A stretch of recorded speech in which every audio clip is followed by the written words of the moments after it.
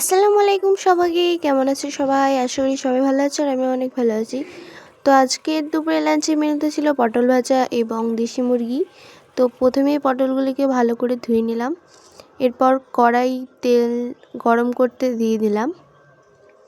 পরিমাণ মতো তেল দিয়ে গরম করার জন্য গ্যাসটিতে বসিয়ে দিলাম এবং পটলের সামান্য একটু নুন এবং সামান্য একটু হলুদ করে দিয়ে নিলাম, একটু গুঁড়ো লঙ্কাও দিয়ে দিলাম।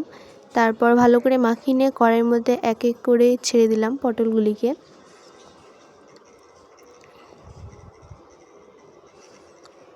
সবগুলো পটল একে একে দিয়ে নিলাম।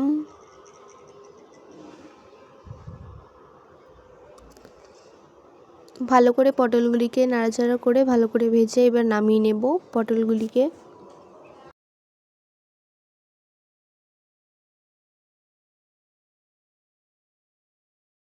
পটলগুলি নামানো হয়ে গেছে, এবার একই তেলে আলুগুলো দিয়ে নিলাম।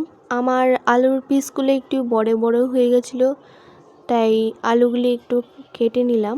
কেটে নিয়ে ভালো করে ভাজার জন্য রেখে দিলাম কড়াইতে। সামান্য একটু নুন এবং একটু হলুদ গুঁড়ো দিয়ে নিলাম, নিয়ে ভালো করে নাড়াচাড়া করে নিলাম।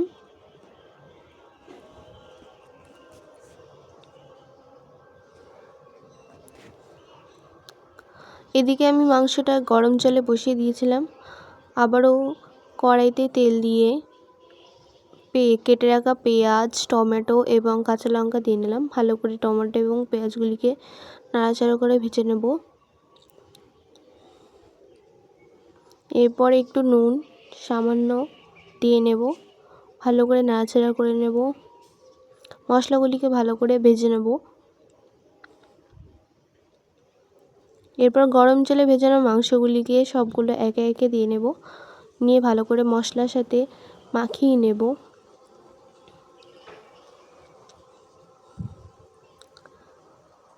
মাংসগুলি নাড়াচাড়া ভালো করে তেলের সঙ্গে ভেজে নেওয়ার পর হালকা একটু নুন, হলুদ গুঁড়ো, কাঁচা লঙ্কা গুঁড়ো, জিরে, ধনে একে একে সব মশলাগুলো দিয়ে নেব।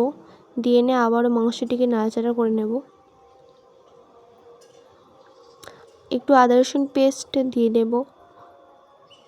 ভালো করে মাংসগুলিকে আবারও নাড়াচাড়া করে নেব।